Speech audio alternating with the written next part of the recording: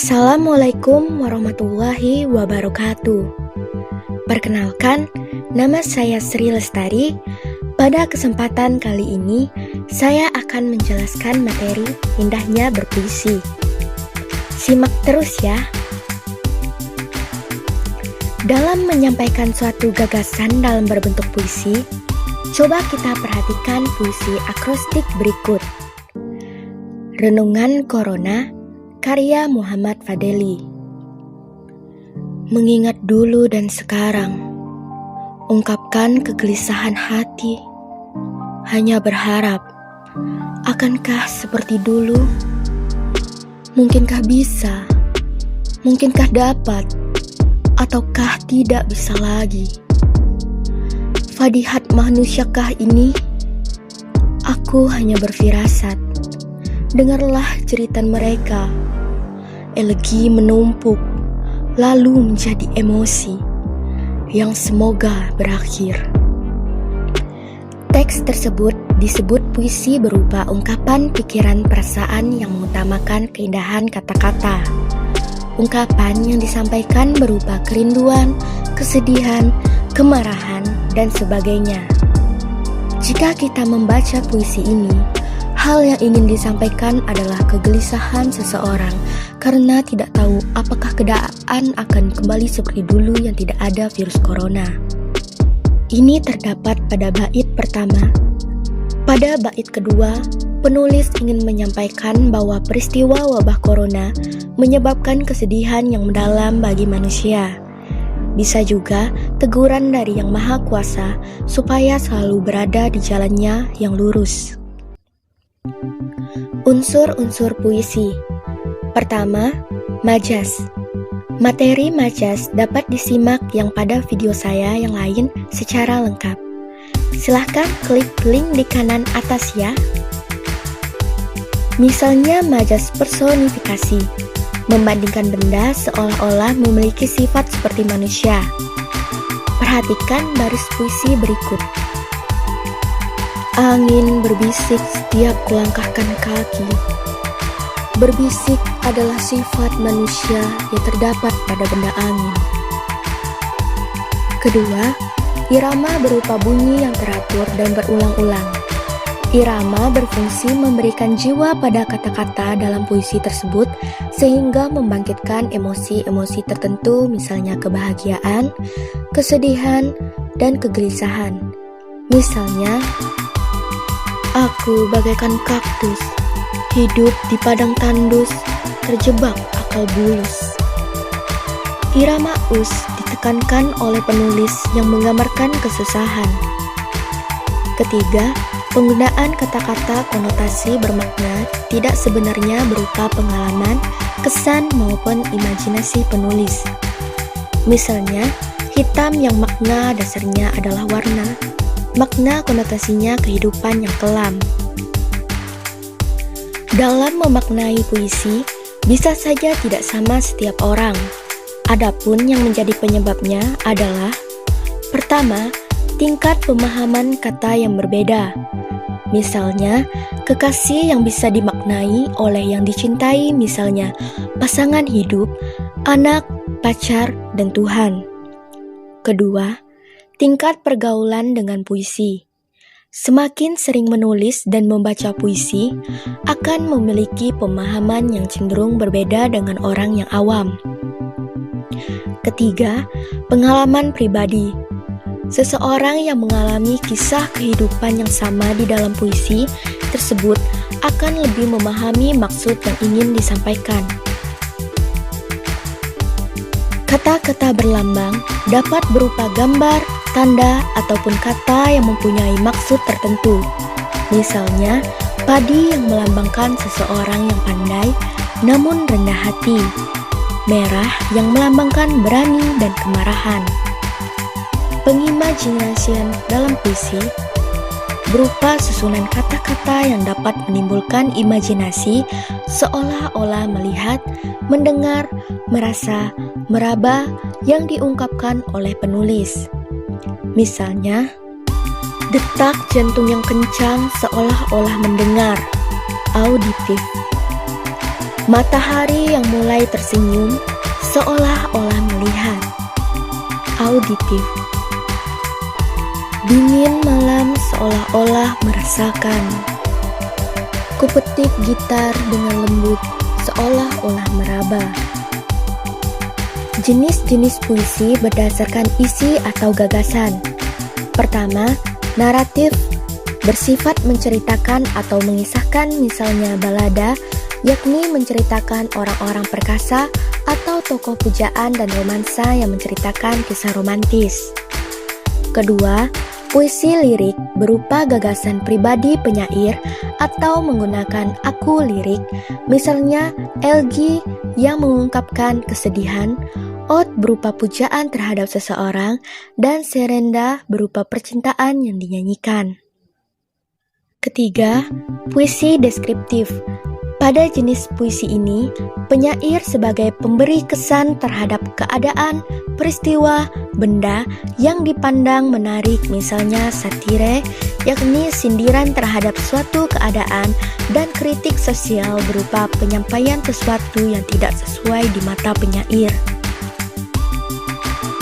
Berikut adalah tips dalam menulis puisi. Pertama, temukanlah gagasan atau perasaan yang dapat dimulai dari pengalaman hidup, lalu ekspresikan dengan kata-kata yang indah dan penuh makna. Kedua, carilah gagasan yang paling menarik. Perluas perbendaharaan kosakata dengan banyak membaca puisi orang lain sebagai inspirasi. Ketiga, temukanlah kosakata yang mengandung makna konotasi supaya maknanya lebih indah dan menimbulkan interpretasi yang multi. Pembacaan puisi.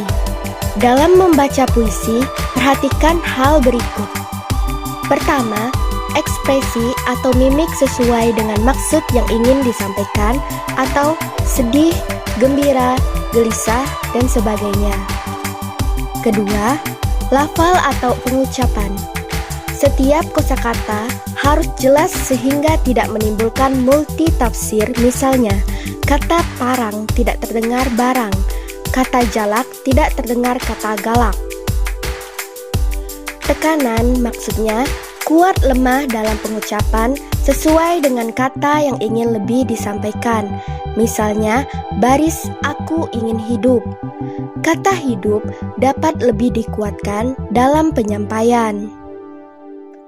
Keempat, intonasi atau bahasa lainnya lagi di kalimat.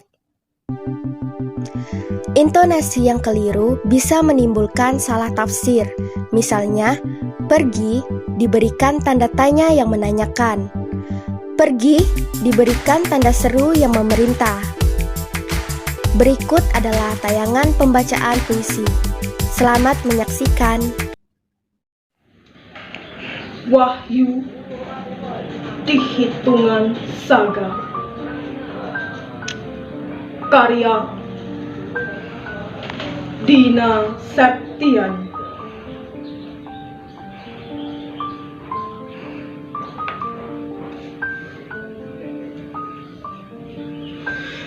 Rasa sedih itu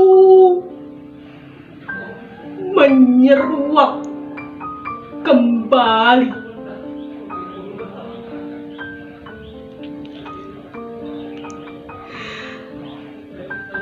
Kami mencari kelabat keadilan di ukiran jati, di kedai kopi.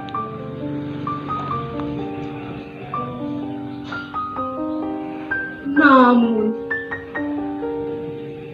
tak kunjung temu kembali.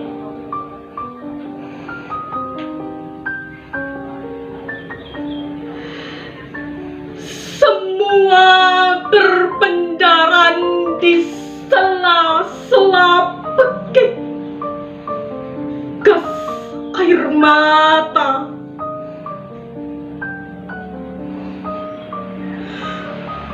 Merikis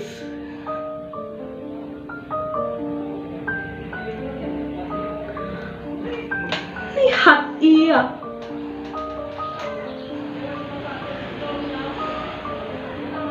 menyelimuti diri dengan alma mater kebanggaannya.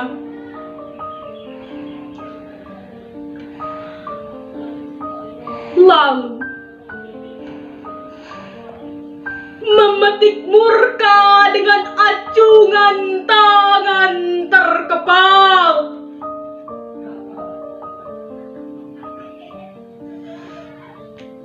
Menyoraki kemenangan pada jiwa-jiwa pengkhianat yang berpaling dari rakyat. Kalian telah buta, wahai penguasa.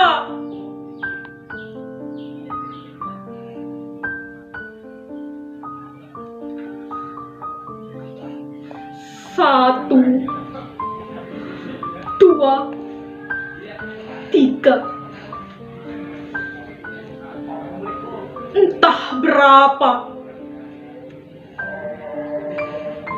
rekan kami menjadi korban kebungkaman yang meratus di Sarwa.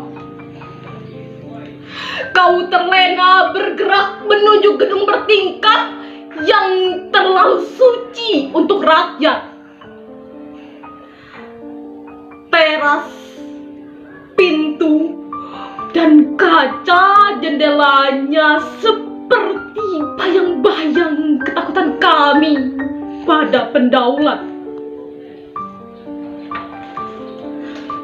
Satu, dua, tiga. Entah berapa kami bertanya, harus seperti lagu apa kami menyandungkannya? Haruskah seperti langit yang bertanya pada rengekan burung astrapia? Atau kami sekadar penyair yang buta pada diksinya? Jawablah, wahai ragu pada jiwa bupala.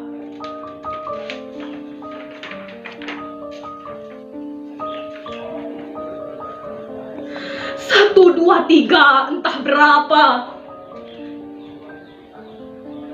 Kami sudah bosan bersekutu dengan terikan teruk cerit koala yang kesakitan.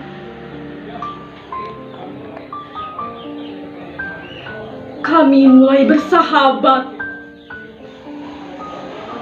pada belantara yang dirubung asap. Kami bagai hidup di rindang pohon yang akarnya terasa membelit. Ingin bersuara, tapi terkekang takut yang memetah.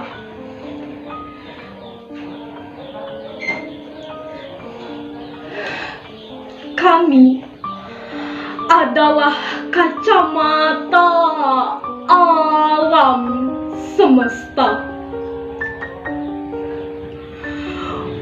Lihat siksa yang berkamuflase lewat kepandaian tutur aksara.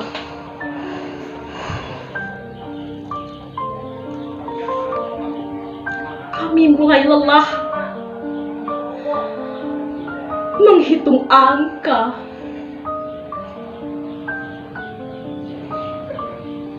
Terus mengukur. Hamba butuh wahyu di hitungan saga.